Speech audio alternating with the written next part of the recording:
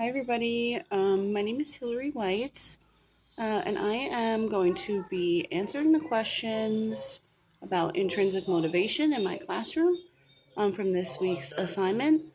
So the first question is, how have I intrinsically motivated students in the past and what strategies did I use? So I'm going to talk about that, and then afterward I'm going to discuss, after learning more about motivation, what new ideas and concerns I have when building motivation into my lessons.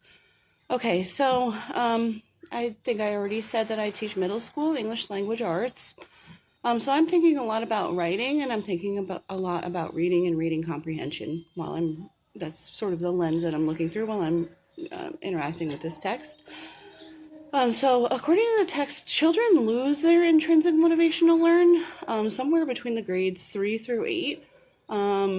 And the reasons for this are, there's a few reasons that the text mentions, and they include that children start to see adults as more authority figures, and they become conditioned to complete drills that they see as a more authoritarian experience, that are geared towards state tests and things like this. So they often lose their intrinsic motivation somewhere in that experience, and that's from page 70. So thinking about this, keeping this in mind, two ways that I promote motivation in my classroom that I want to talk about are through adult modeling, myself modeling, and cooperative problem solving. So I'll discuss briefly what these entail when I teach writing. Okay, modeling in my 7th grade ELA classroom, it looks like, okay, so I will actually take my document camera out, or I'll use my smartboard, and I'll actually brainstorm for my students out loud and on the board for things like choosing a topic sentence. I'll say, gee, let me consult my text and see, say this is the first body paragraph that my students have to write in a 4-paragraph essay. And let's say it's about the main character of a book. I'll literally demonstrate how I open my book. I find my notes from my classwork from previous lessons, and I'll consult the text to find maybe it's a conversation that the character had with another character about, how they've experienced this change.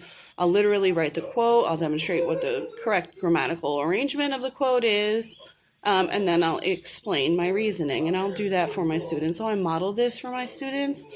So this is an effective strategy that I've used, as well as cooperative problem solving.